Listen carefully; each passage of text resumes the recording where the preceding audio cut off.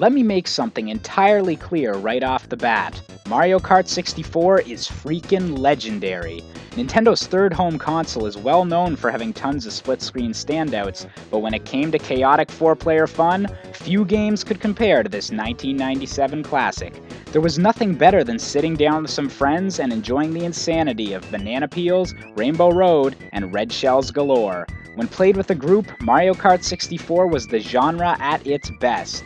But when it came to the single-player offering, the game suffered from the same problem as its predecessor. All gamers could really look forward to was the same old Grand Prix events with rubber banding AI. It certainly wasn't bad per se, but compared to the fun of multiplayer, this part of the game fell a little flat. So a question arose. Was it possible to make a kart racer just as engaging in single-player as it was in multiplayer? Well, as they often did, Rareware decided to answer this call head-on, and barely a year after Mario Kart wowed the world, they released Diddy Kong Racing, a game that combined adventure and driving in ways that have yet to be topped. So, I don't want to spend too much time talking about Mario Kart, but some comparisons do have to be made to show just how much Diddy Kong Racing diverted from the genre. By now, the kart racing formula has been firmly established. A multitude of colorful mascots race through vibrant levels, utilizing shortcuts and randomized items to get ahead of their opponents. Mario Kart deliberately decided to put having fun ahead of game balance. Sure, 3 blue shells in a row isn't exactly fair, but hey, it's hilarious! Because of this, Mario Kart's design has to rely on other players to keep its random factor from becoming too annoying. A friend who constantly is in possession of golden mushrooms is a lot easier to deal with than a computer player that can't hear your taunts or creative swears. Rareware realized that pure randomness wouldn't work with Diddy Kong Racing, and thus the first thing they set out to do was bring a tactical edge to the world of kart racing. Now, no one's going to compare Diddy Kong Racing to Gran Turismo, because at the end of the day, the differences between each character are just the usual staples of light, medium, and heavy. But where the game gets interesting is not how it deals with characters, but how it deals with items. You see, unlike Mario Kart, in which your odds of getting a particular item are determined by your current standing in the race, and where all of the boxes can hold any item, Diddy Kong Racing's system is much more structured. Items are held in balloons of a specific color, which always spawn in the same place and always contain the same item. Red gives you missiles, blue gives you a boost, green gives you an oil slick, and so on and so forth. Since the items are consistent in their placement throughout each level, this means a higher value is placed on learning the track and anticipating the best maneuvers. Adding on to this system even more is the inclusion of a power-up system. If you hit a balloon while already carrying that balloon's item, your arsenal is leveled up. With 3 ranks to each power-up, your boosts get bigger, your slimes become deadlier, and your missiles transform themselves into an entire armory.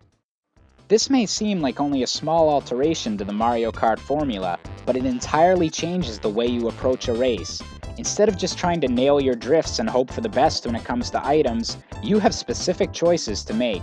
Do I try launching my missile now and hope I can line up the perfect shot, or do I wait until I can upgrade to a homing missile right around the corner?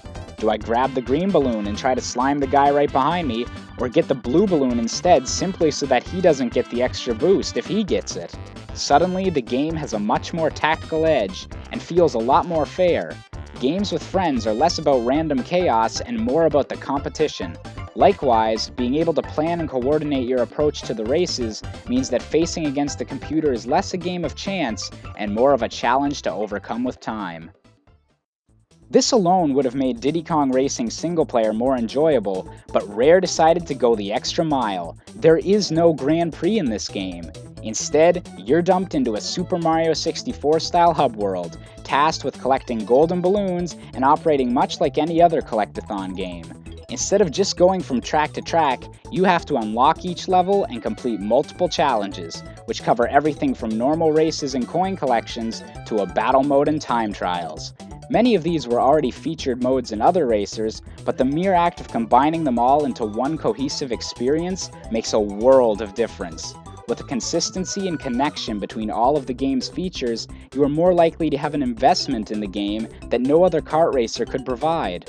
One of the things that drives us to complete games is a sense of progression, the feeling that we've made an impact. As you explored the island, you could visibly see more doors open up, more secrets to uncover, and more ways to experience the game. Heck, I haven't even touched on the fact that you could also use a hovercraft and a plane. This game is just oozing with variety and content, and it's all contained within a single mode. Adventure is a word I use a lot in these videos, not just because it means a lot to me, but because I think it means a lot to all gamers. Within every single video game, no matter what genre, there's a story to be told, and a lot of the time, it's one we have to tell ourselves. In all fairness, Diddy Kong Racing's framing device is rather simple. Giant pig is evil, giant pig chases animals, hey, here's an island to explore and connect the races. But by both creating a seamless world instead of just a menu screen and a list of achievements, by putting an emphasis on the gameplay over sheer spontaneity, Rareware made this game feel like a journey that could stand up to the best of both racers and collectathons alike.